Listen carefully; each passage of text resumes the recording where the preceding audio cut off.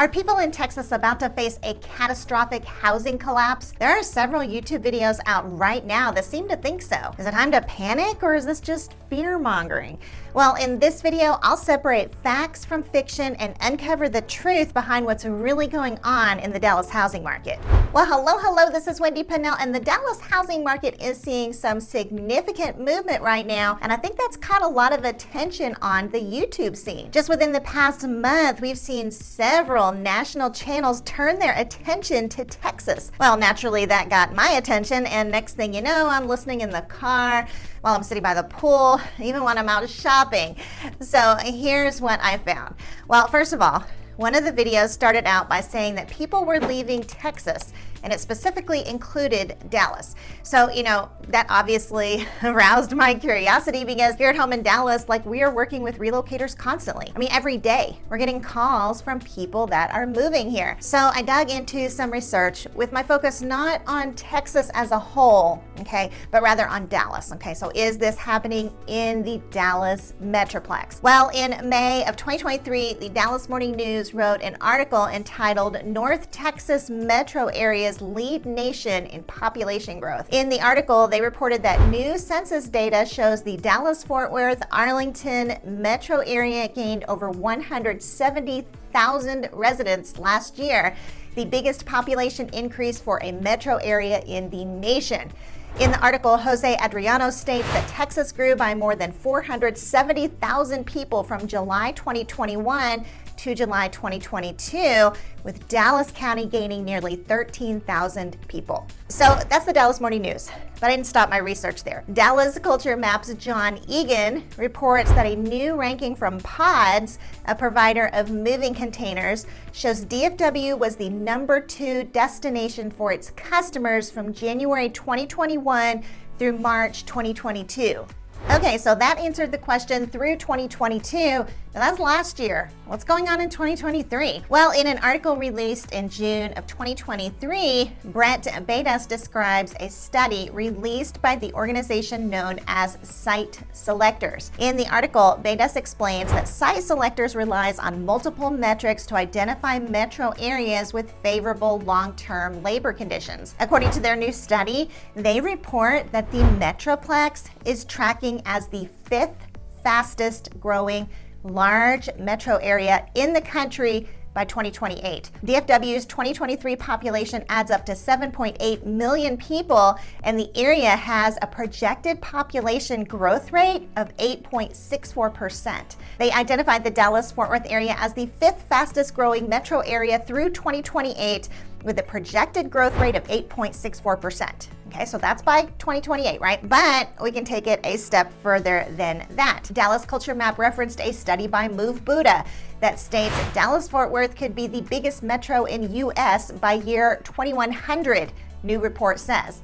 They commented that a continued population boom seems inevitable. Move Buddha itself says the future of America may lie in Texas.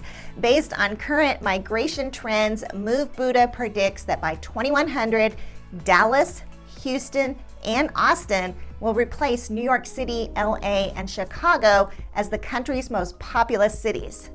They went on to explain that the Dallas metropolitan area is already ranked #4 by population nationally in 2021. If its current growth rate continues, it will climb to #1 by 2100 and boast nearly 34 million residents.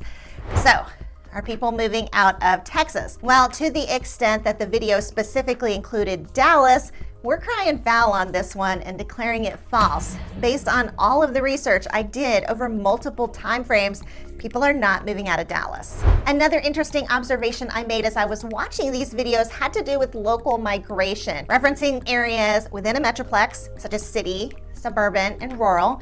It stated that people were leaving the suburbs and moving to the city. It went on to describe that because of this, home values were declining in suburban areas, but going up in city areas. Now, this is a very logical statement. It makes sense, okay? So I decided, once again to dig in, do a little bit more research.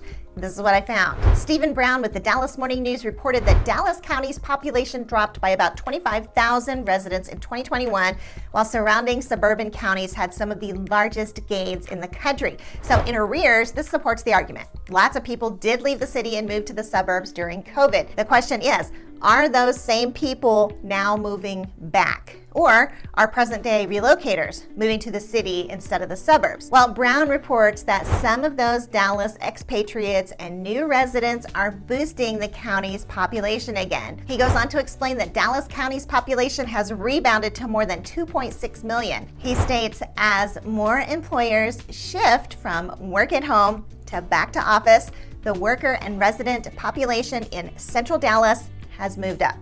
So, are people migrating to the city? Yes. But the video's point is only partially accurate. I continued reading the article, and Brown reports that Collin and Denton counties ranked 3rd and 4th nationally for total population gains from migration and births. He continues that on a percentage basis, the greatest U.S. gains were in Kaufman County, 8.9%, and Rockwall County, 5.7%. So to the extent that the city areas of Dallas are growing, the answer is yes, they are. But the idea that this growth is coming from the suburbs, that part is not true. Collin County has some large urban areas in it, but Denton, Kaufman, and Rockwall counties are very much outlying suburban areas, and those areas are seeing robust growth. All right, so claim number 2, we're going to call that one partly true. Next up, I heard references to inventory exploding in Dallas related specifically and used as an indicator that people are leaving Texas. In other words, the video reported that people were moving out of Texas, and the way the speaker knew this is because inventory is building up in Texas. Well, that was an interesting statement because I pay a lot of attention to inventory. Inventory tells the story of real estate so much of the time because of the role it plays in supply and demand. So once again, I did some research, this time on inventory. And this is what I found. Stephen Brown with the Dallas Morning News wrote an article entitled 4 Dallas-Fort Worth Suburbs Among Nation's Fastest Growing Apartment Markets. Brown describes Dallas as a construction powerhouse with more than 74,000 units underway, an all-time high. He goes on to break down the data, explaining that Burleson ranks top in the nation with apartment inventory growth. It has an annual new supply of 1,335 rental units, which is a 20% increase. Frisco has also had a huge amount of growth. It ranks 4th nationally with more than 4,000 apartments on the way, and almost 15% increase in rental units. He went on to describe similar growth in North Fort Worth, Keller, South Arlington, and Mansfield. In fact, of the nation's top 10 inventory growth submarkets, 4 were in the Dallas Metroplex. Now, most of Brown's article related to new construction with apartments, okay, but how about single-family homes? Well, Knock.com released an article entitled The 10 Best Housing Markets for Buyers Across the U.S. in 2023. In the article, Janice McDill explains that in 2023, inventory growth won't necessarily translate into home price declines. She lists the top 10 markets with the largest expected inventory gains, and of those 10, Dallas was in 2nd place. She projects Dallas as having an inventory growth of 100.4% just in 2023. Inventory is a fantastic thing for buyers. It gives you choices, buyers have a more level playing field, and enough inventory will drive prices down. But in this situation, excessive inventory is not directly linked or coming as a result of people moving away from Texas, okay? We're just in construction overload here in Dallas. So yes, we are seeing an increase in inventory, but is that increasing inventory a sign that people are leaving Texas? No, it's not. So we're calling that one false. Okay, so one of the videos I was watching was correctly describing some areas of the Dallas area as hot and some as decidedly cold. In that section of the video, it mentioned Fort Worth as a cold area. Well, here at Home in Dallas, okay, even though our name is Home in Dallas, we work in every area of the Metroplex. And we've actually helped many buyers relocate to both North and South Fort Worth this year. So I knew, pretty much going out that this statement was false. Jose Adriano with the Dallas Morning News reports that Fort Worth gained the most residents in the nation with about 19,000 people. Not the most residents in the Dallas area, not the most residents in Texas. We're talking the entire country. Fort Worth is absolutely exploding in growth. Surrounding areas like Hazlet and Northlake, they're being brought right along with it. I'm telling you, everywhere you look, there is new construction. The growth is there. The demand is there. Okay, this is a vibrant area with a ton of growth. State demographer Lloyd Potter comments that Fort Worth in some ways used to be kind of a satellite city of Dallas and now is really a powerhouse in terms of population growth. In regard to multifamily, Steve Brown describes the northern suburban submarkets of North Fort Worth as leaders for absorption in the past year.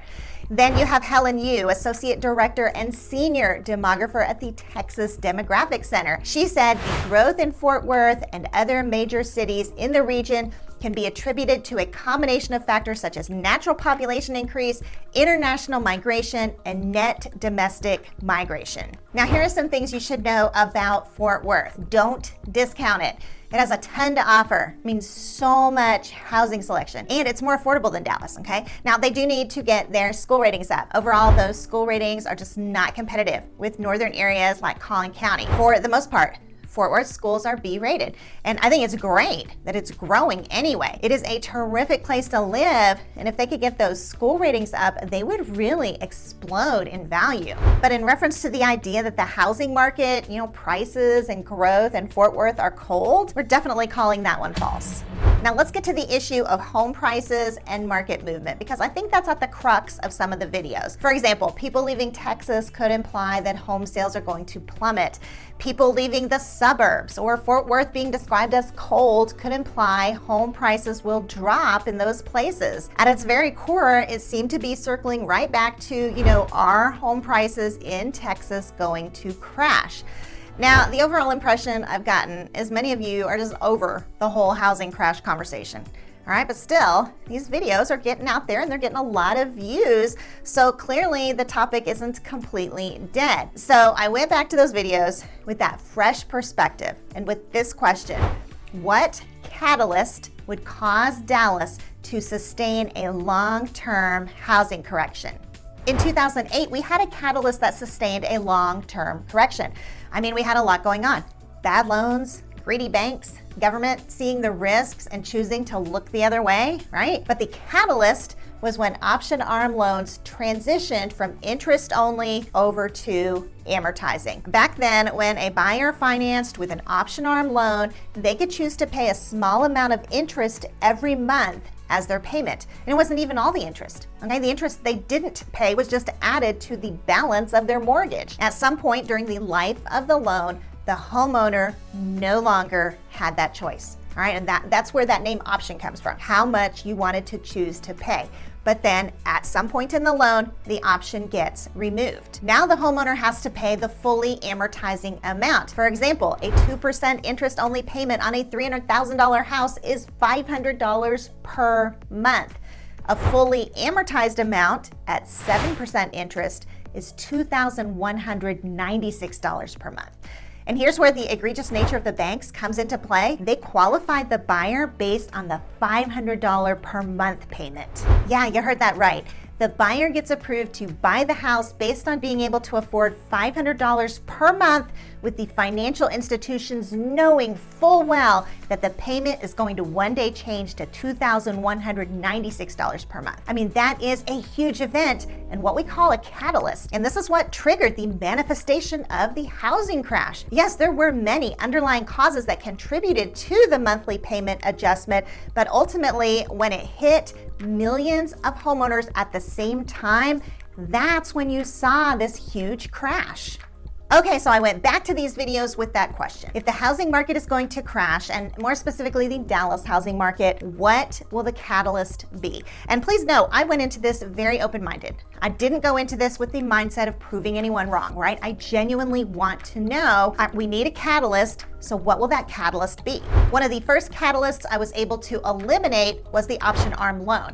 We just don't have the option arms readjusting at 4 times the monthly payment anymore. All right, but just because the same exact cause isn't there, could we still see the same result? On several videos, I see artificially rising home prices and the resulting unaffordability presented as a factor. One commented that the equity homeowners have now is printed from COVID fraud. And I can see his perspective on that. Okay, we did have a rapid ascent of home values in 2020 and 2021, and it did result in unaffordability. Those are two realities. All right, I've heard many realtors explaining this away as just, oh, Dallas is a really high demand area. Well, to me, there's just pure economics there. Okay, lower interest rates created more buying power, which drove prices up. To try to pretend that doesn't exist is foolish. So my first question became, is unaffordability an effective catalyst? Well, up until now, no, okay, because we've seen the whole who's your daddy unaffordability hit when the Fed began raising rates. We saw home values drop in the fall and then rebound in the spring and summer. Now, it affected home prices. I mean, it did. It slowed them down, but on its own, it has not been effective at creating a sustained housing correction. So, unaffordability as a catalyst for a sustained housing correction, thus far, it's been false. Another video I watched mentioned short-term rentals as a problem, and I saw a few different explanations here. One was that they were being banned in some areas such as the city of Dallas. The implication there being that it would flood the market with inventory. The second reason I heard is that there's an oversupply of short-term rentals, so owners weren't making enough of a profit. There's a certain amount of conflicting views there, because the more STRs are outlawed, the remaining STRs are going to be more profitable. Nonetheless, I released a video on the Dallas Airbnb ban a few months ago, and I believe it will have an impact on the Dallas housing market, but I believe it will be a segment of the market. The city of Dallas has mostly B-rated schools. Well, a large amount of the people migrating into Dallas are high-quality buyers who won't settle for B-rated schools. I mean, pretty much no matter the price, they are not going to settle for lower-rated schools for their kiddos. So I can see an increase of homes for sale impacting a segment of the market, but I don't see it affecting the areas where home prices are already the highest. So to the extent that it's segmented, I don't see the Dallas STR ban as an effective catalyst for a sustained housing correction, because there are too many areas it won't affect at all. So STRs as our catalyst, again, I'm going to call that one false. Another plausible reason I saw for suggesting a housing crash is credit tightening. We've seen many banks become insolvent, and I've read articles about the commercial sector being affected. What I wanted to know is if the residential sector was also being affected. If banks tighten up on their lending criteria, fewer people will be able to buy. Fewer buyers will result in lower demand, which will lower prices. So I did some searching on that, and this is what I found. Mark Fleming explains that credit tightening can come in many forms. For example, the availability of mortgages or other loan products may fall, or it may become more difficult to qualify for a mortgage because of lender requirements for higher credit scores, lower debt-to-income ratios, or larger down payments, or greater cash reserves. He stated, while the NFCI credit index indicated that credit tightened, the credit tightening was modest. He explained two reasons for why the tightening is modest. First of all, banks don't typically hold on to their loans. Fleming states only 18% of mortgages are held on bank balance sheets, while nearly 70% of outstanding mortgages are securitized into mortgage-backed securities. In other words, 70% of mortgages don't present a risk to banks. Okay, even if a bank is facing insolvency, it's not going to hold on to long-term mortgages anyway. Secondly, and I think this is the bigger factor, lending guidelines are regulated by government entities. Fleming explains that the securitization market dominated by government agencies, Fannie Mae, Freddie Mac, and Federal Housing Administration, sets the mortgage eligibility requirements. So who is going to tighten lending guidelines? Government agencies, not banks that are threatened with insolvency. Now, based on that information, I don't see credit tightening as a reason we would see a sustained housing correction. There were two other reasons I saw on these videos which I could see as valid concerns. The first is the idea that we will be entering a recession. The theory is a recession will lead to unemployment, which will lead to mass foreclosures. One argument I hear against this is today's homeowners have a lot of equity. They can simply sell their home if they lose their jobs. Well, this would lead to the idea that if many people lose their jobs, many sellers would enter the market and that would increase inventory, okay? I hear that. All right, I think a quantifiable strike against this is the massive degree to which Texas just dropped property taxes. It's about a 41% reduction off the school tax portion of property taxes. That's going to provide a lot of cushion for homeowners. I dug into this and opinions are very mixed as to whether or not the Fed has achieved a soft landing and averted a recession, or if a recession is on its way. Depending on your opinion as to whether we'll have a recession and whether that will lead to unemployment in Dallas and whether that will lead to either increased inventory or mass foreclosures, I think that's a reason why people might wait to buy. It hasn't materialized yet, and the economic data keep indicating, it won't, but the Fed has definitely pulled in the reins, right? And a recession often results from that. An important thing to keep in mind is today's homeowners have fixed rate mortgages and their payments are going way down as a result of the new property tax law. For those reasons, I wouldn't call this an imminent catalyst. Whether unemployment will lead homeowners to sell or be foreclosed on, the market data isn't indicating it yet, but I would say to stay vigilant. Another factor I watched in a video was that oversupply would be the catalyst, specifically through new construction. The YouTuber commented that 30% of housing is now new construction. And I've seen this data as well, okay? His supposition was that when builders get too much inventory, they will be forced to sell. They can't just take it off the market and stay put like an individual homeowner. It's inventory to them and they have to unload it. NOC released an article earlier this year that Dallas would be doubling its inventory in 2023. And we have worked with dozens of builders and sales consultants this summer, and we were hard pressed to run into any that were glutted with inventory, and ready to just desperately close some sales. Instead, a lot of them were rigid and inflexible and negotiating a lot of times like hitting a brick wall. As always, though, we're best able to negotiate inventory homes, right, as opposed to new builds. So in light of the constant raising of rates, how are home builders avoiding inventory piling up? Well, they're messing with the market big time by offering reduced fixed rate mortgages. While we're seeing market rates at 7% and higher, builders throughout Dallas are offering 5%, and it's fixed rate too. As long as they're able to do that, they are circumventing any inventory getting all piled up. Will home builders ultimately have so much inventory that they'll have to drastically lower their prices? As long as new construction builders can offer those discounted rates, I don't see it happening. Instead of looking for excessive inventory building up, what we want to be looking for is builder profits going down. If they get to the point that they can't offer these discounted rates, I think they'll be in real trouble. Remember, discounting these rates, that's not like that's free. Builders lose profit, even when they're selling at high prices, when they're having to pay for reduced rates. So we may still see homes flying off the shelves and very little inventory piling up, but builders bleeding from lower profits. So watch for those income statements, okay? Not their inventory.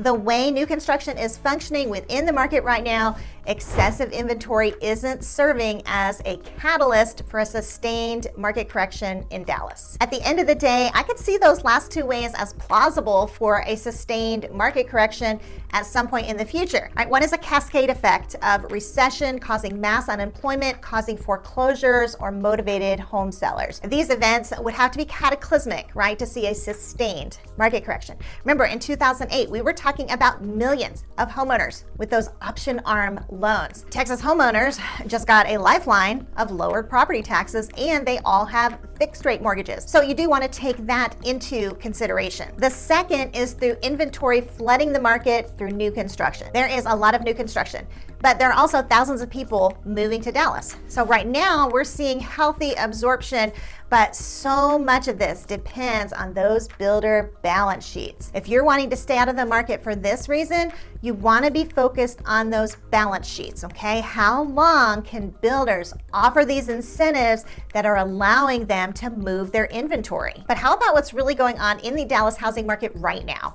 In spite of the rapid ascent in prices we saw in 2020 and 2021, we don't yet have an active catalyst for a sustained price correction. Now, that being said, if our market serves us well, we should begin seeing price corrections. They just won't be sustained price corrections. Dallas is characterized by seasonal price corrections, and last year they were even more pronounced than usual due to the Fed raising rates at the same time. Now, I am really hoping for more of the same this year. I mean, every year, like clockwork, we see prices go up between like around February to like roughly July. And then we see them go down between August to roughly January. And I think that may well be the reason we're suddenly seeing videos about Texas market crashes. Prices are indeed going to begin coming down because less people are moving. I really am hoping it'll be very pronounced this year like it was last year with interest rates still being so high. So if you're staying out of the market and waiting on a housing correction, the question becomes, will you wait for months or for years? If you know a drop in values is due to seasonality, you're going to wait months. Maybe jump into the market like in the October to December timeframe. If you believe it's the beginning of a sustained housing correction, you'll be patient and wait for years. Now, keep in mind, you are going to hear many of the factors I mentioned today in housing crash videos. But at the end of the day, they all end up being non sequiturs. With the last two factors I mentioned, they really are wait and seers. If you're in the former camp where you're focused on seasonality, I definitely encourage you to learn all you can about Dallas seasonality. You can start your journey with this video right here. In the meantime, Wendy out.